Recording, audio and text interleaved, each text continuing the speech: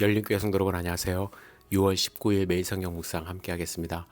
오늘 묵상할 말씀은 로마서 11장 13절에서 24절의 말씀입니다. 우리 함께 읽겠습니다. 내가 이방인인 너희에게 말하노라. 내가 이방인의 사도인 만큼 내 직분을 영광스럽게 여기노니 이는 혹 내 골육을 아무쪼록 시기하게 하여 그들 중에서 얼마를 구원하려 함이라.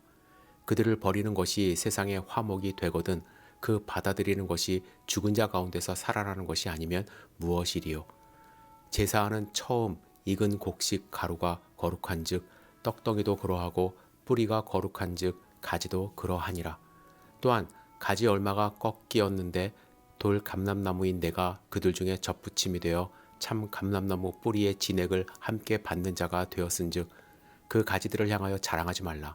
자랑할지라도 내가 뿌리를 보존하는 것이 아니요 뿌리가 너를 보존하는 것이니라.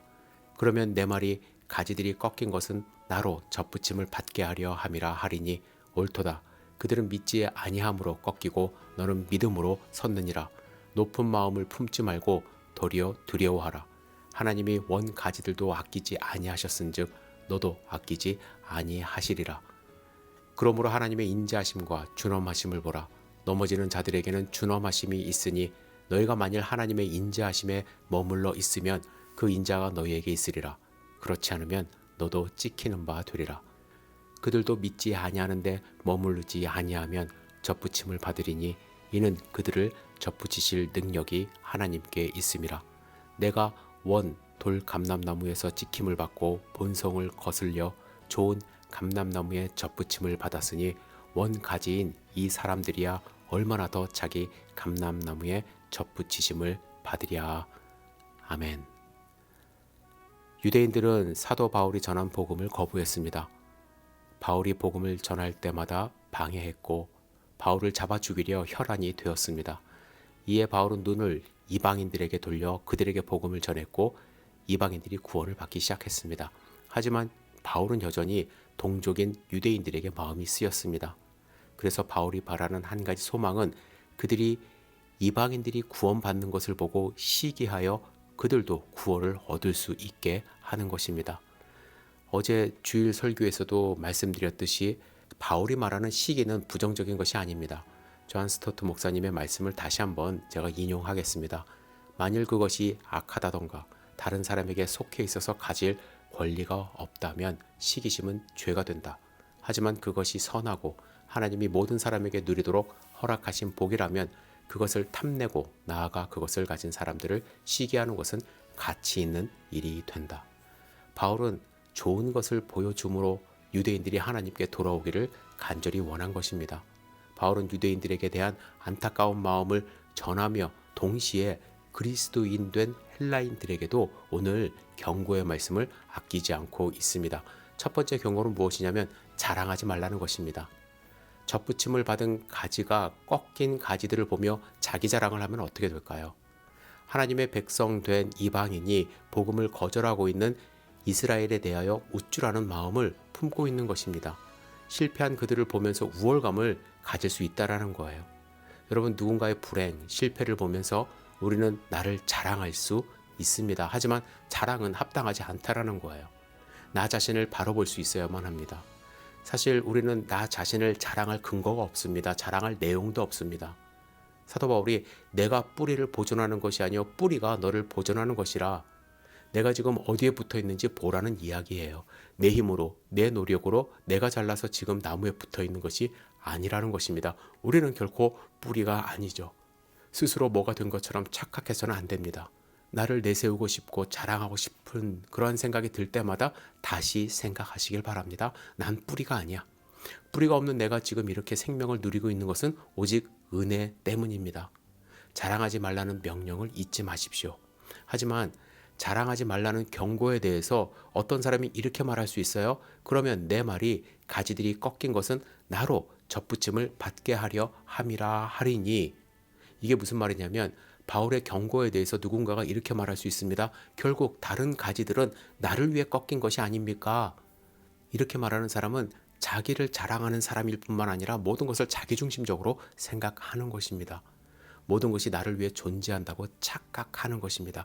우리는 내가 잘나서 하나님의 선택을 받은 것이 아닙니다. 하나님의 은혜를 받은 것이 아니에요. 하나님의 무한한 사랑으로 우리는 은혜를 받은 것입니다. 자랑할 것 아무것도 없음을 알아야만 합니다. 이어서 바울은 두 번째 경고의 명령을 합니다. 20절에 보면 옳도다 그들은 믿지 아니함으로 꺾이고 너는 믿음으로 섰느니라. 높은 마음을 품지 말고 도리어 두려워하라. 바울은 그들의 말 그렇게 주장할 수 있는 것 옳다라고 일단 이야기를 합니다. 하나님이 이스라엘을 완악하게 하심으로 구원이 이방에 이르게 되었으니 어느 정도 맞는 말이죠. 하지만 하나님이 하신 일을 두고 나를 위한 일로만 제한할 수 없다라는 거예요. 원래 있던 가지를 꺾으신 하나님의 뜻과 계획은 훨씬 더 큰 것입니다. 따라서 하나님이 하시는 일들을 보면서 그걸 무조건 나에게만 맞춰서 생각해서는 안 됩니다. 바울은 이스라엘의 실패를 이방인의 구원으로만 생각하는 것, 자기중심적으로 생각하는 그릇된 태도를 지적하고 있습니다. 하나님의 계획은 훨씬 더 크고 넓은 것입니다. 그래서 두 번째 명령, 높은 마음을 품지 말고 도리어 두려워하라. 우리는 두려워해야만 합니다. 하나님에 대한 두려움이 없으면, 그분을 향한 경외심이 없으면 너무나도 쉽게 우리는 자랑할 뿐만 아니라 마음이 높아집니다. 나만 생각하고 내 중심적이 되어서 이기적이 됩니다. 우리 마음이 높아지는 것은 그분을 두려워하지 않기 때문이죠. 우리가 두려워해야 하는 이유에 대해서 21절에 이렇게 이야기합니다. 하나님이 원가지도 아끼지 아니하셨은즉 너도 아끼지 아니하시리라. 하나님이 원가지, 이스라엘도 꺾으셨어요. 그런데 접붙임 가지에 대해서 다르게 생각하실까요? 그렇지 않습니다. 이방인에 대해서도 뜻에 맞지 않으면 꺾으실 수 있다라는 것입니다. 여러분 잘 아셔야 돼요. 하나님은 자비와 공의가 완벽한 조화를 이루시는 분입니다. 한없이 인자하셔서 자비로우셔서 우리를 구원하셨지만 또한 한없이 우리가 두려워해야 할 대상입니다. 우리는 하나님의 인자하심을 이스라엘처럼 악용해서는 안 됩니다. 이스라엘은 자기들은 그냥 무조건 선택받았기 때문에 하나님의 뜻을 쫓지 않고 행위로 구원을 받을 수 있다고 자만하지 않았습니까? 우리도 이스라엘과 마찬가지로 꺾이는 가지가 될 수 있다라고 경고하고 있습니다. 하나님의 인자하심은 과거 일로 끝난 것이 아닙니다. 현재도 계속해서 이루어 가야 할 하나님과의 관계 속에 있기 때문에 그렇습니다. 우리는 하나님과의 관계 속에서 하나님의 인자하심에 머물러 있어야 합니다. 그러기를 중단하는 것은 하나님의 인자하심과 관계없는 사람이 되는 것이고 믿음이 없는 증거가 되는 것입니다. 이런 사람들에게 하나님의 준엄하심이 이르게 되는 것입니다. 여러분 하나님과 친밀한 관계를 갖고 계십니까? 나는 구원받았으니까 나만 구원받으면 되지 라고 생각하지 마시고 그들을 위해서, 믿지 않는 분들을 위해서 기도하시고 구원을 베푸신 하나님과 친밀한 관계 맺는 소중한 하루 되기를 주님의 이름으로 축복합니다. 기도하겠습니다. 전능하신 주님, 오늘 본문의 말씀을 우리가 잘 새겨드려서 자랑하지 않고 교만하지 않고 하나님을 두려워하며 하나님과 교제하는 삶을 살 수 있도록 인도하여 주시옵소서. 오늘 하루를 온전히 주님께 의지합니다. 주님만을 찬양하는 귀한 하루 될 수 있도록 보호하여 주시옵소서. 예수님의 이름으로 기도드렸사옵나이다. 아멘.